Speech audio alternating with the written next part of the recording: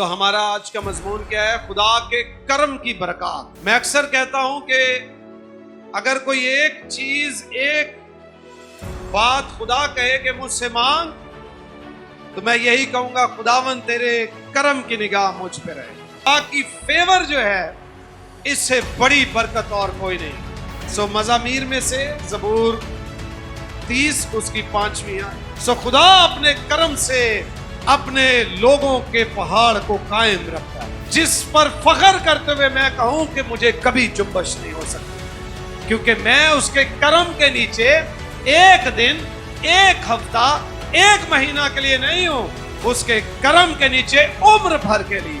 ایک کرم خدا کا سب کے لیے ہے، یعنی خدا کا سورج نیکوں اور بدوں دونوں پر چمکتا ہے، لیکن اپنے لوگوں کے لیے یشوا کے کہنے سے خدا سورج کو روک بھی دیتا ہے۔ ایک کرم وہ ہے جو جس کی بابت زبور نویس کہتا ہے کہ خدا اپنے فضل، اپنے کرم، اپنے رحم سے چرند پرند کو بھی کھلاتا ہے، لیکن سب کے لیے آسمان سے من نہیں برساتا۔ وہ خاص کرم اس کا اپنوں کے لیے۔ کس کے لیے ہے؟ اپنوں کے لیے۔ سب کے لیے وہ شیروں کی ماند میں نہیں اترتا ہے، سب کے لیے وہ آگ میں نہیں اترتا۔ یہ کرم اس کا خاص کس کے لیے ہے؟ اپنوں کے لیے۔ بارش تو سب پر برس، لیکن جشن کے علاقہ میں اولے نہ پڑے، وہ خاص علاقہ اس نے اپنوں کے لیے خاص۔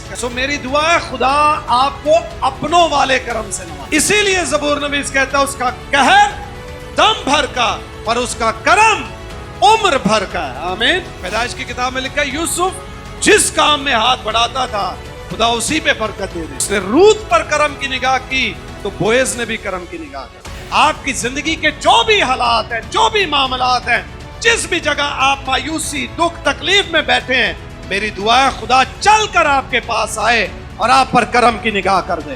پھر خداوند نے فرمایا ابراہیم دیکھ اگلے برس معین وقت پر تیرے بیٹا ہو۔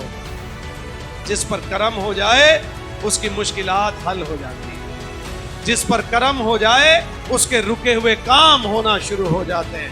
اس لیے اپنے رکے ہوئے کاموں کے لیے کرم مانگے خدا سے، چونکہ خدا کے کرم سے ناممکن بھی ممکن ہو جاتا ہے۔ آپ کے حالات میں غیر معمولی طور پر فرق لانے کے لیے خدا کی مداخلت کو فیور کہتے ہیں۔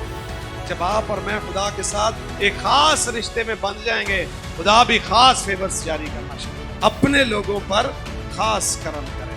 اس نے ابراہیم پر کرم کیا، ناممکن کو ممکن حالات میں بدل دیا۔ جب خدا آپ پر مہربان ہوتا ہے تو خدا آپ کو تکلیف، مصیبت اور بربادی کے مقام سے محفوظ جگہ پر لے جاتا ہے۔ خدا بتاتا ہے کہ خدا جب مہربان ہوتا ہے تو ہاتھ پکڑ کر مصیبت سے نکال لیتا ہے۔ میری دعا ہے جب بھی مصیبت آپ یا آپ کے ڈیرے کی طرف آئے، خدا آپ پر مہربان ہو کر آپ کو نکال کر لے جائے۔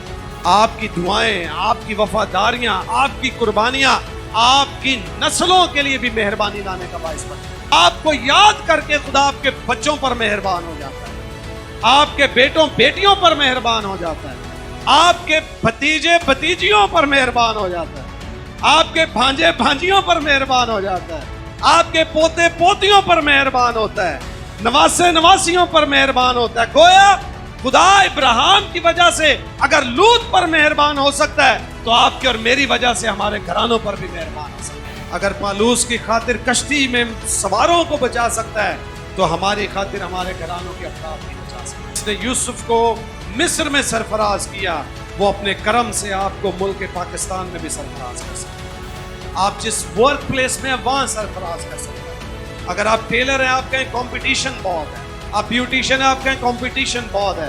خدا جب کرم کرتا ہے تو کمپٹیشن جتنے مرضی ہوں، فیور جب ہوتی ہے تو بٹیر چل کر آتے ہیں، فیور جب ہوتی ہے تو کوے چل کر آتے ہیں، فیور جب ہوتی ہے تو فرشتے چل کر آتے ہیں، فیور جب ہوتی ہے آسمان کھلتا ہے تو من چل کر آتا ہے۔ نہ اسرائیلی زمین سے آسمان پر گئے من لینے، نہ ایلیا کہیں خوراک لینے گیا، خوراک چل کر آئی تھی۔ آمین۔